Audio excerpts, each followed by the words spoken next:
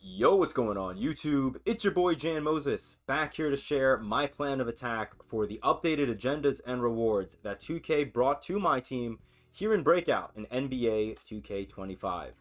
Now, before we get into the agendas, I did want to take a moment to look at this picture. Shout out to Blasian for posting this, Blasian Ricks, Blasian1 Invasion on Twitter, posted this picture with his updated breakout board that is practically completed. He has to just play the Gatekeeper game. I'll show you guys my nearly completed breakout board as well. I have to play my Gatekeeper game as well. If you guys did not start a new breakout board, like if you started one a week ago, 2 weeks ago, whenever, and you haven't finished it yet, go and check out your board because the rewards on your board should be updated. I started my most recent breakout run about a week or so ago, and I never got around to finishing it because you guys know the vibe when it comes to breakout. It's just been so neglected all year, and we'll talk about that in a second. But you can see here, Blasian has this Shatter prize piece in the top right corner, and that Shatter prize piece goes towards a 92 plus overall premium option pack, which I think in terms of consistent rewards on a breakout board, this is as good as it's been in my team for us this year. Again, breakout has been like the forgotten child. 2K has just been ignoring it for what feels like the entire year. And so to get a reward like this, if it stays in the game for the rest of the season, I don't think that's too bad. I mean, I don't know if I can say it's going to be worth grinding breakout now, and completing boards over and over and over again. But while you're grinding out the new ladders that 2K put into the game, I don't see why not. Again, especially if you are okay with playing offline. If you're someone that does not enjoy playing offline game modes, I still don't think these rewards are good enough for you guys to grind. And speaking of that, I did want to briefly touch on the amount of backlash that 2K has received on Twitter and YouTube in particular regarding how bad these rewards are.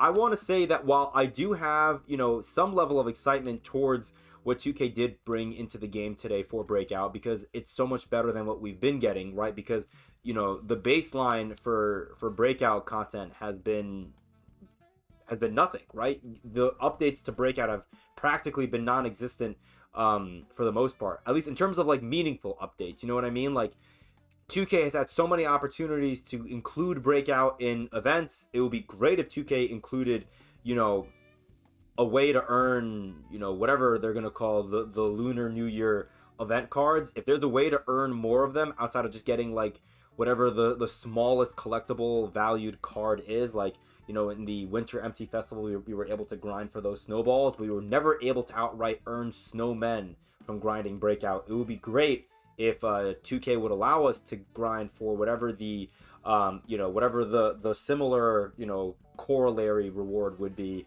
for the Lunar New Year reward. It would be great because then you're giving people a reason to play your game and to play Breakout, right? I still don't get why 2K would bring in a brand new game mode and then just neglect it outside of the obvious reason, which is make the offline players feel like they have literally nothing to grind for or play for if they don't spend money on this game and play online.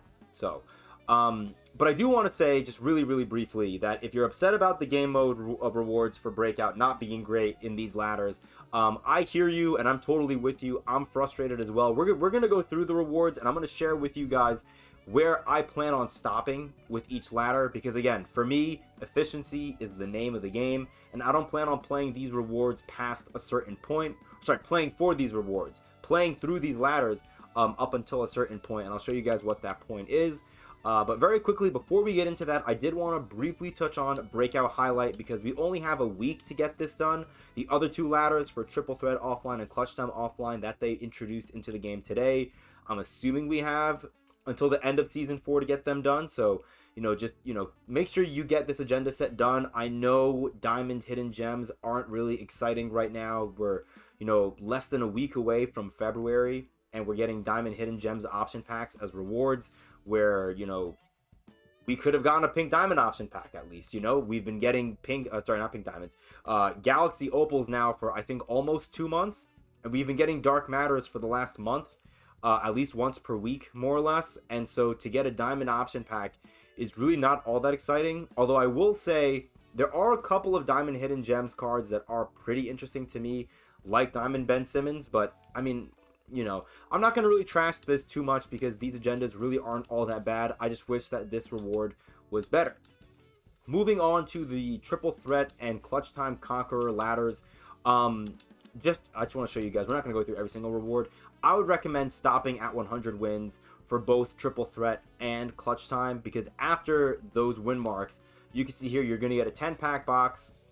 Say what you will about them, I am not a big fan of 10-pack boxes. I have been absolutely hosed on the 10-pack boxes that I was able to grind for during the Tuesday agenda drops. I'm just not a fan of those. And we haven't gotten those, all season, obviously. We're getting a whole different kind of content drop on Tuesdays now, which is, Anyways, we're not going to talk about that. That has nothing to do with the breakout. I'm just not happy about the rewards we're getting on Tuesdays in general. And even when we were getting these 10-pack boxes, they were not kind to me whatsoever. We get 20,000 MT. I'd much rather just snipe and get 20,000 MT that way than play an additional 100 games on top of the 100 I would have played for the 92 plus overall premium. And then a Hall of Fame badge option pack. I don't really care about this either. And then if you complete all that, you're going to get a Hunt for Glory pink diamond option pack. For clutch time, you're going to get a Showstoppers pink diamond option pack. I'm not excited about either. If you take a look at the pink diamonds for both sets, they're both, sorry, I wish it was Sweetness. We could have gotten Terry Dishinger or Zydrunas Ilgauskas. But no, Showstoppers, I don't think any of these cards are really all that exciting. Maybe Antoine Walker could be fun, but I don't know if Antoine Walker is enough fun for you to warrant playing 250 games in either game mode, triple threat offline or clutch time offline. And then Hunt for Glory, same kind of deal here. Paul Millsap does not excite me. Allen Houston, outside of him being a New York Knick, does not excite me. And then Peja Stojakovic does not excite me either. So I don't really care about any of these cards. So yeah, that's why I'm not going to be grinding out the full 250 for either game mode. Moving on, though, I do want to talk about what my strategy is going to be, because I think there is a school of thought where if you want to get these agendas done and you only care about these, right? If you only care about getting these ladders done, then your best bet is to just play a triple threat offline only breakout board or a clutch time offline only board. I want to give you guys an alternative way to play the game, at least in my opinion, the most efficient way to get through these ladder rewards, especially if you're trying to only hit 100. Get through these rewards while also grinding for that shatter prize piece for a diamond premium option pack, because I do think this is worth getting. Again, I'm not going to say that once the ladders are done, if we still have these shatter prize pieces, you should be grinding breakout trying to get these shatter prize pieces, because it's going to take you basically 13 wins if you play, I think, in the most efficient way possible on a breakout board to get these shatter prize pieces, which means you need 39 wins to get 3 shatter prize pieces to get 1 diamond option pack. I just don't know if that's going to be worth it once you're done with the ladders. But while we have the ladders, I would say take advantage and grind these out. And the reason why I would grind these out on a breakout all game modes board, which is what I'm playing, is because of the amount of points, the prize points, that you need to have access to these corner rewards. You can see on that gauge in the top right, you need 15 prize points for the high-end rewards. And I use that term very loosely. But the high-end rewards pop up after you get 15 prize points. Very easy to do if you play 12 games of Breakout, because all that means is you need to hit that bonus objective in 3 of your 12 games to get enough prize points for those to show. You can see I hit my bonus objective in 5 of the 12 games, and I probably could have hit the other ones if I wanted to. I'm just not going to go out of my way to score in the post 8 times, I'm just not going to do that. And I know I don't need that, because for every objective that I have like that, I know I'm going to have one that says get 5 defensive rebounds, get 7 assists, make 3 3-pointers, score 15 points with a player. Ones that are really easy for you to do somewhat organically just by playing the game. And you only need 3 agendas like that in order to get that, to that 15 points by playing all the other games without paying mind to the objectives. And then boom, you're going to get your shatter prize piece here. If you were to go with that other route and you were to play the triple threat offline and clutch time offline exclusive boards, that gauge in the top right is going to be different. Now, instead of it saying 5 points for the small prize, it's 15, I believe. It's 20 points then for the middle reward, and then for the corner rewards, you need 25 prize points. So you're going to have to either play more games on your breakout board, or you're going to have to play on a higher difficulty and get more of those objectives done, which I'm not a fan of. I like playing on Rookie because Rookie is easy, obviously, and you can kind of play through these games relatively brainlessly, and then maybe you'll see some other rewards along the way that you like. I still think, unless you get super lucky and you see one of those dark matters on your board, I think the Shatter prize piece for a Diamond Premium Option Pack is going to be the move, especially, at least in my case, my only MT option is 1500. You know, we used to be able to get up to 2500 on these breakout boards when you play on all modes. So I'm not too crazy about that, but as long as we have this Shatter prize piece, if I'm playing breakout, it's going to be to get the Shatter prize piece and not the MT. So that's my school of thought. And if you're wondering how I got to that number 12, you know, 12 games played in breakout, once you start in the middle, I either go left and right or up and down. In this case, I went left and right. So you play this game and then this game, and then you play the 2 games above and below. That's 6 here. You're going to repeat that same thing in the opposite direction. You get through these 6 games. And I just want to show you guys, this is almost best case scenario for me. But in these 12 games, only one of them that I played was a full lineup game. 8 of them were triple threat offline, and 3 of them were clutch time. So just by playing out this board, I would have gotten 8 games to count towards my triple threat ladder, and then 3 to count towards clutch time. Now, again, I started this breakout board last week, so the games that I had played previously on this board don't count retrospectively towards my ladder, obviously.